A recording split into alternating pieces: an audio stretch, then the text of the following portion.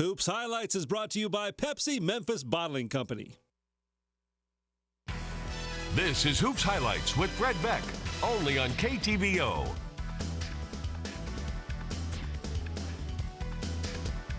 The Ottumwa boys basketball team split their games with Hoover. The girls won 57-24, while the boys lost 33-31. Knox County was home to face a feisty North Shelby 5. Knox County and White Hayden Miller with a spin move 4-2. Lindberger has speed, and he uses it here for North Shelby. It's Kyle Strange to Noah Talton. How about that? You know what? It looks even better if we slow it down.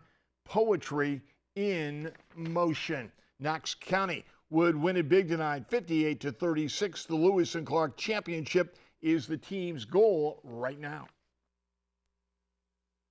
Yeah, we're really focused on, winning that conference title, and all three games are important for just a lot of the goals that we want to do. Plus, we want to build up that momentum heading into the postseason. We've had a great season so far, but in order to finish it off the way we want to, we've got to look at each game individually and really put out our best effort to finish 3-0 in these final three.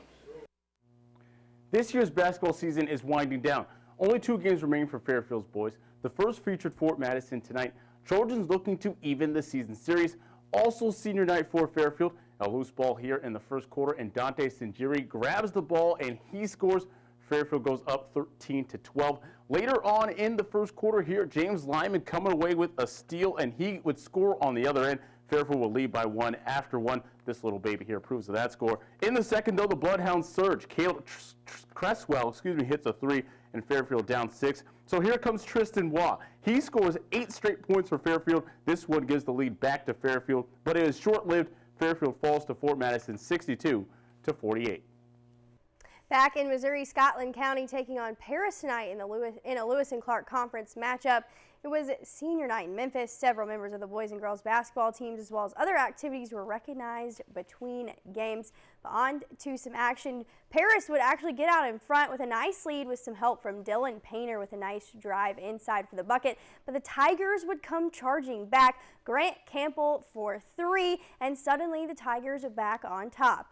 Paris hanging in there though. Brett Miller with the J here. But it's Grant Campbell again. He'd have 18 points in the first half, and Scotland County would top Paris at 64-58. The Knox County girls were looking for consistency as they hosted North Shelby. Knox County and White. Tatum Mason knocks it away. Carissa Hamlin takes it all the way. It was all Eagles tonight. Check out the nice baseline move by Michaela McDaniel of North Shelby.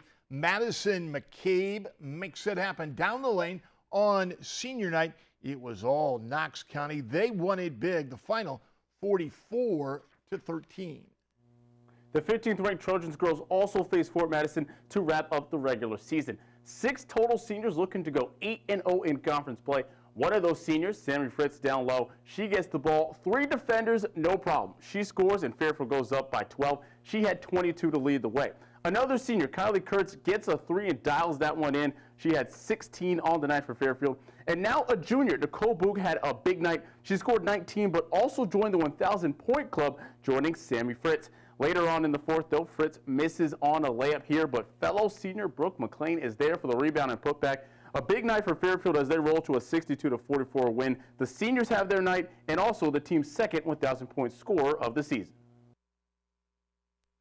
That was nice. It's just a nice win. Everyone got to get in and play, and just, I don't know, it's just a nice wrap-up of the regular season as a team and ready to go into postseason. Seeing her getting in, the whole crowd getting into it, really kind of motivated me even more. Like, I want to get it. I want to get it this year. And so both of us in 1 year, it's a huge accomplishment for the school, for the team, for pretty much everyone.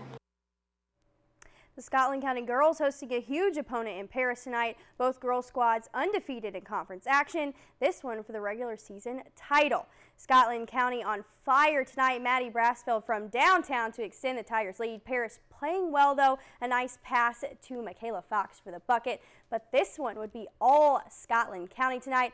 Abby Feeney able to knock this one away, and Khalees Bear takes it in for 2. She'd finished with 21 on the night. Lots of emotion on senior night as Scotland County stays undefeated for the regular season title in Lewis and Clark.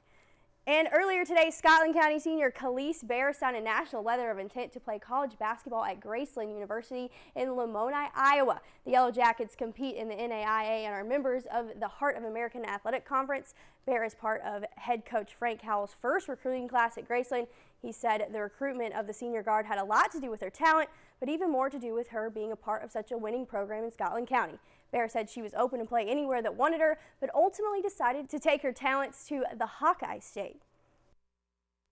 He came here to the school and we talked, and I got to go up there for a visit and see the campus, and I really liked the campus and the atmosphere that I felt there, and it just felt right for me. It's Championship Saturday at the Brashear Basketball Tournament tomorrow. It's the Kirksville JVs and Higbee in the third place game at 5 o'clock. In the girls' championship game, it's Putnam County and Higbee at 6:30. At 8, it's the Putnam County boys and Marion County for that championship. Now, let's check out the scoreboard, sponsored by ScoreStream.